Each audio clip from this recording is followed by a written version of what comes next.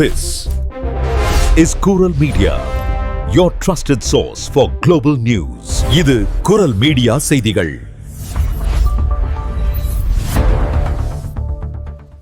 இது குரல் மீடியாவின் இன்றைய பிரதான செய்திகள். செய்திகளை வாசிக்கும் நான் கோகுலநாதன் தமிழினி. முதலில் தலைப்புச் செய்திகள். பராமரிப்பு பணிகளால் மாற்று பேருந்தில் பயணித்த பெண்ணுக்கு அபராதம்.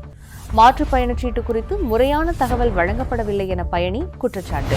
பிரான்சில் மின்னுருளி பயன்பாட்டிற்கு கடும் கட்டுப்பாடுகள். பயணிகள் கட்டாயம் தலைக்கவசம் மற்றும் ஒளிரும் மேலாடை அணிந்திருக்க வேண்டும் என உத்தரவு. குப்பை பையில் வீசப்பட்ட சிசுவின் சடலம் மீட்பு.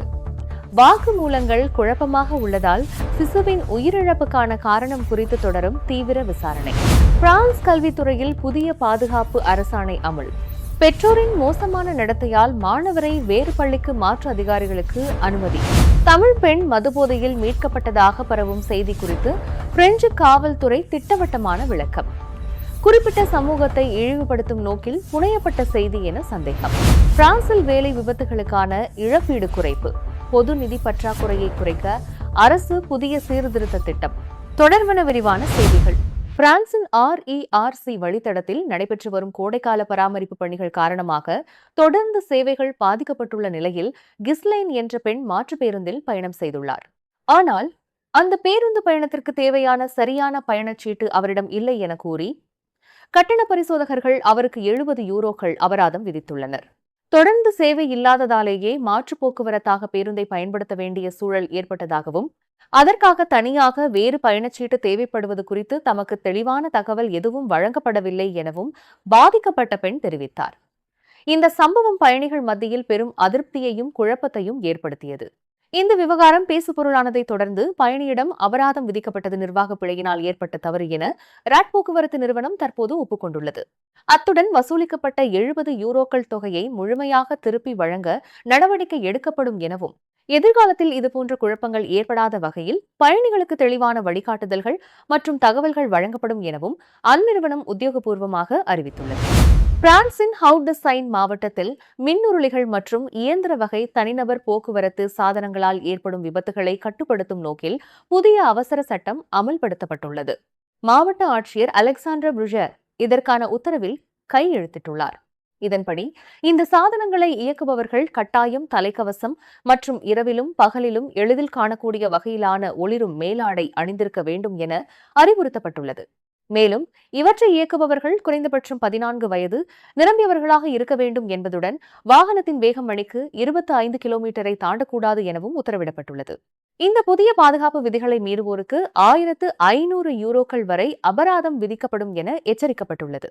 அண்டை மாவட்டமான சைனட் மாவட்டத்தில் இந்த ஆண்டு நடந்த 45 விபத்துகளில் ஒருவர் உயிரிழந்து 51 பேர் காயமடைந்த சம்பவத்தை தொடர்ந்தும் ரூய் வல்மேசன் நகரில் சிறுவன் ஒருவன் மின்னுருளி விபத்தில் உயிரிழந்ததை தொடர்ந்தும் இந்த அதிரடி நடவடிக்கை எடுக்கப்பட்டுள்ளது. தற்போது பல நகரங்களில் இச்சட்டம் நடைமுறைப்படுத்தப்பட்டு வரும் நிலையில் தேசிய அளவிலும் இதனை பொது சட்டமாக கொண்டுவர பிரான்ஸ் அரசு தீவிரமாக ஆலோசித்து வருகிறது. பிரான்சின் லார் மாவட்டத்தில் உள்ள சைன் ஏட்டியன் பகுதியில் வசிக்கும் ஐவரி கோஸ்ட் நாட்டைச் சேர்ந்த பெண்ணின் வீட்டிலிருந்து குப்பை பையில் வீசப்பட்ட நிலையில் புதிதாக பிறந்த குழந்தையின் சடலம் மீட்கப்பட்டுள்ளது. 4 குழந்தைகளுக்கு தாயான இந்த பெண் செவ்வாய்க்கிழமையன்று அரசு மருத்துவமனைக்கு சென்றபோது அவரை பரிசோதித்த மருத்துவர்கள் அவர் சமீபத்தில்தான் பிரசவித்துள்ளார் என்பதை கண்டறிந்தனர். தான் கர்ப்பமாக இருந்ததே அறியாத நிலையில் அவர் குழந்தையை பெற்றெடுத்துள்ளதாக தெரிவிக்கப்படுகிறது. மருத்துவர்கள் அளித்த தகவலின் பேரில் செவ்வாய்க்கிழமை மாலை அப்பெண்ணின் வீட்டில் சோதனை நடத்திய காவல்துறையினர் குழந்தையின் சடலத்தை கைப்பற்றியதுடன் அவரை உடனடியாக கைது செய்து காவலில் எடுத்தனர். விசாரணையின் போது அப்பெண் அளித்த வாக்குமூலங்கள் குழப்பமாக உள்ளதால் குழந்தை பிறக்கும் போதே இருந்ததா அல்லது பிரசவத்தின் போதோ பிறந்த சில நிமிடங்களிலோ உயிரிழந்ததா என்பது குறித்து தீவிர விசாரணை நடைபெற்று வருகிறது. மிக கடுமையான சமூக வறுமையிலும் முறையான சுகாதார வசதிகளற்ற சூழலிலும் வாழ்ந்து வந்த அந்த பெண்ணின் 16 வயது முதல் 3 வயது வரையிலான மற்ற 4 குழந்தைகளும் பிரான்சின் குழந்தைகள் சமூக நல அமைப்பிடம் ஒப்படைக்கப்பட்டுள்ளனர். இந்த சம்பவம் குறித்து அரசு வழக்கறிஞர் அலுவலகம் இதுவரை எவ்வித அதிகாரப்பூர்வ விளக்கமும் அளிக்கவில்லை என செய்தி நிறுவனங்கள் தெரிவித்துள்ளன. பிரான்சில் கல்வித்துறையில் குறிப்பிடத்தக்க மாற்றத்தை ஏற்படுத்தும் புதிய அரசாணை ஒன்று அமலுக்கு வந்துள்ளது. இதன்படி மாணவர்களின் பெற்றோர் அல்லது குடும்ப உறுப்பினர்களின் நடத்தை பள்ளியின் இயல்பான செயல்பாட்டை கடுமையாக பாதித்தாலோ அல்லது ஆசிரியர்கள் மற்றும் கல்வி பணியாளர்களின் பாதுகாப்பிற்கு அச்சுறுத்தல் ஏற்படுத்தினாலோ அந்த மாணவரை வேறு கல்வி நிறுவனத்திற்கு மாற்றுவதற்கு அதிகாரிகளுக்கு இனி சட்ட அதிகாரம் வழங்கப்பட்டுள்ளது. கடந்த சில ஆண்டுகளாக ஆசிரியர்கள் மீது பெற்றோர்களால் மேற்கொள்ளப்படும் மிரட்டல்கள், உடல் தாக்குதல்கள் மற்றும் பள்ளிக்குள் நுழைந்து தகராறில் ஈடுபடுதல் போன்ற சம்பவங்கள் அதிகரித்துள்ளதாலேயே இந்த புதிய நடைமுறை கொண்டுவரப்பட்டுள்ளது. எனினும் சிறிய கருத்து வேறுபாடுகளுக்கு இந்த சட்டம் பயன்படுத்தப்படாது எனவும், பள்ளியின் ஒழுங்கு மற்றும் பாதுகாப்பிற்கு உண்மையான ஆபத்து ஏற்படுவதாக நிரூபிக்கப்பட்டால் மட்டுமே இது நடைமுறைப்படுத்தப்படும் எனவும் பிரான்ஸ் கல்வி அமைச்சகம் தெளிவுபடுத்தியுள்ளது. ஆரம்ப பள்ளிகளில் கல்வி நிர்வாக அதிகாரி மற்றும் மேயர் மூலமாகவும், கல்லூரி மற்றும் உயர்நிலைப் பள்ளிகளில் கல்வி நிர்வாக அதிகாரியின் நேரடி முடிவின் மூலமாகவும் இந்த இடமாற்ற நடவடிக்கை மேற்கொள்ளப்படும். அதேவேளை பெற்றோரின் செயலுக்காக குழந்தையை தண்டிப்பதா எனவும், இதனால் மாணவர் தனது பழக்கப்பட்ட சூழலை இழக்க நேரிடும் எனவும் பெற்றோர் அமைப்புகள் மற்றும் தொழிற்சங்கங்கள் இதற்கு கடும் எதிர்ப்பு தெரிவித்துள்ளன. இதற்கு பதிலளித்துள்ள கல்வி அமைச்சகம், இது குழந்தைகளை தண்டிக்கும் நடவடிக்கை அல்ல என்றும், பள்ளிகளில் பாதுகாப்பை உறுதி செய்வதற்கான விதிவிலக்கான சட்ட ஏற்பாடு மட்டுமே என்றும் விளக்கமளித்துள்ளது. மேலும் இடமாற்றம் செய்யப்படும் மாணவரின் கல்வி பாதிக்கப்படாத வகையில் அந்த ஆண்டின் இறுதி வரை அவருக்கு தேவையான கல்வி, சமூக மற்றும் உளவியல் ஆதரவு வழங்கப்படும் எனவும் உறுதியளிக்கப்பட்டுள்ளது. உறவுகளுடைய இழப்பு அப்படின்றது ஈடு செய்ய முடியாதது. ஆனா அந்த இழப்பு செய்தியை பிரசுரிக்க அதிக பணத்தையும் இழக்க வேண்டுமா? இனிமே அப்படி தேவையில்லை. உங்கள் கண்ணீர் துடைக்க kannee.com நாடுங்கள். உங்கள் உறவுகளின் அறிவித்தல்களை மிக குறைந்த சேவை கட்டணத்தோடு பிரசுரியுங்கள். அதிக பணத்தை அள்ளி வீச தேவையில்லை. kannee.com உங்கள் கவலைகளின் இணைய பங்காளி. பிரான்சின் டுலூஸ் பகுதியில் தமிழ் பெண் ஒருவர் மதுபோதையில் மீட்கப்பட்டதாக சமூக வலைதளங்களில் பகிரப்பட்டு வரும் செய்தி முற்றிலும் வதந்தி என பிரெஞ்சு காவல்துறையின் ஊடக தொடர்பாடல் பிரிவு விளக்கமளித்துள்ளது.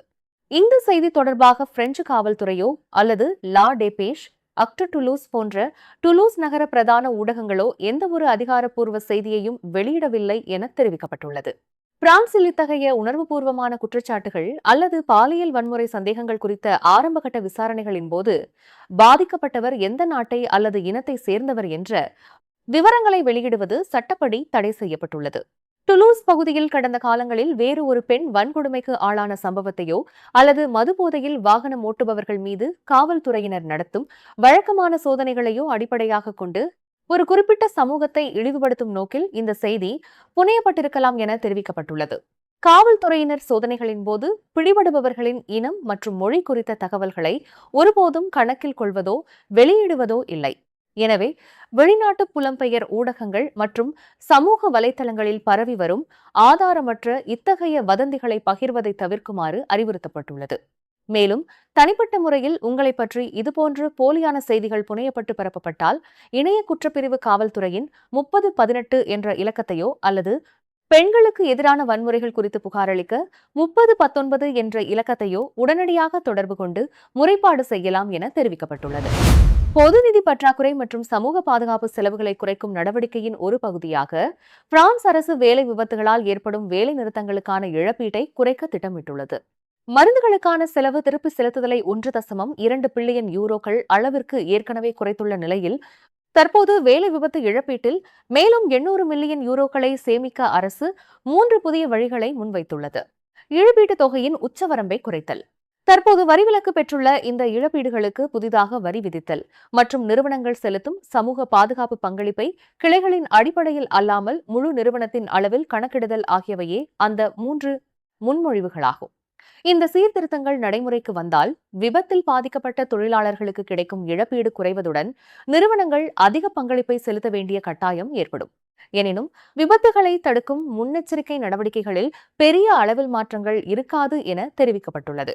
கட்டுமானம், தளவாடம், வேளாண்மை மற்றும் தொழில்துறை போன்ற துறைகளில் உள்ள அதிக ஆபத்து, துணை ஒப்பந்தம் மற்றும் தற்காலிக பணியாளர்களின் அதிகப்படியான பயன்பாடு, தசை மற்றும் எலும்பு தொடர்பான உடல்நல பிரச்சினைகள் மற்றும் சிறு நடுத்தர நிறுவனங்களில் போதிய பாதுகாப்புமின்மை ஆகியவையே பிரான்சில் வேலை விபத்துகள் தொடர்ந்து அதிகமாக இருப்பதற்கு முக்கிய காரணங்களாக சுட்டிக்காட்டப்பட்டுள்ளன. நீங்கள் இதுவரை கேட்டது குரல் மீடியாவின் பிரதான செய்திகள். மேலும் இதுபோன்ற செய்திகளை அறிய குரல் மீடியாவை சப்ஸ்கிரைப் செய்யுங்கள்.